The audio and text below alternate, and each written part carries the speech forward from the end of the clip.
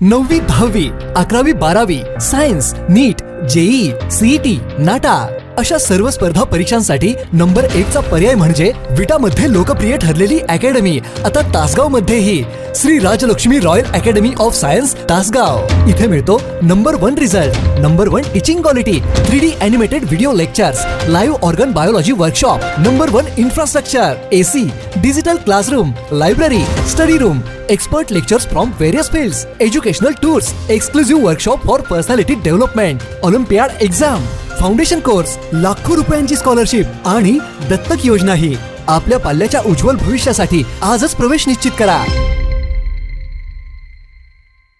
वेदांत बंडगर खून प्रकरणातील मुख्य आरोपी निलेश गडदेला अखेर अटक।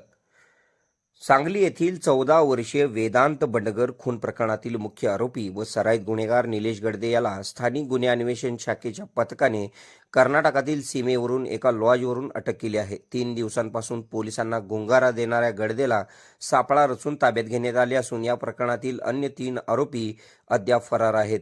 मिरज तालुक्यातील आरग येथील रेल्वे मालधक्क्यावरील ठेक्याच्या वादातून व खंडणीच्या मागणीमुळे या गुन्ह्याची पार्श्वभूमी तयार झाली होती। ठेकेदार लक्ष्मण खरात याने ठेका सोडावा किंवा 10 लाख रुपयांची खंडणी द्यावी अशी मागणी निलेश गडदे व त्याच्या साथीदारांनी केल्याचा आरोप आहे। यासाठी त्यांनी खरात यांच्या घरात घुसून त्यांच्या कुटुंबियांना धमकावल्याची घटना घडली होती।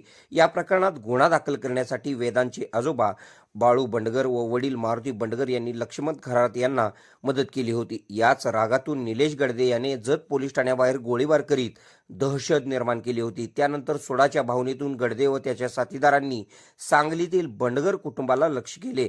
घटनेच्या दिवशी वेदांत बंडगर हा घराबाहेर मोबाईलवर गेम खेळत बसलेला असताना संशयित आरोपींनी त्याच्यावर गोळीबार केला। डोळ्यात गोळी लागल्याने वेदांतचा जागीच मृत्यू झाला।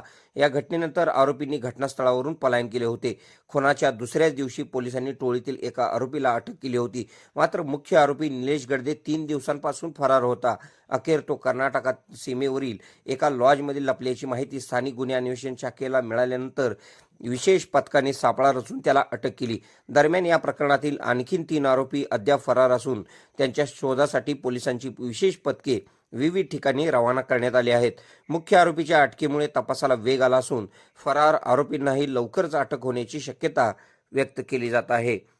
के मराठी न्यूज नेटवर्कसाठी सांगली प्रतिनिधी। खुश खबर, मूळव्याधीचे आधुनिक उपचार आता आपल्या कवठेमहांकाळ शहरामध्ये उपलब्ध सुविधा, आधुनिक लेझर मशीन, दुर्बिणीतून तपासणी, ऍडमिटची गरज नाही। पोट विकार, गुद्ध विकार यावर आयुर्वेदिक उपचार व सल्ला। मूळव्याधी, शर, भगंदर, पायलोनायडल, सायनस यावर लेसर व आयुर्वेदिक खात्रीशीर उपचार। हर्निया, अपेंडिक्स, कान, नाक, घसा व स्त्रीरोग चिकित्सा, गर्भाशय काढणे इत्यादी सुविधा आता आपल्या कवठेमहांकाळ शहरामध्ये डॉक्टर आलमगीर मुजावर यांच्या आशीर्वाद हॉस्पिटलमध्ये उपलब्ध। आमचा पत्ता दत्त मंदिर, जुना Agalgaon road, Kolekar petrol pump शेजारी, कवठेमहांकाळ।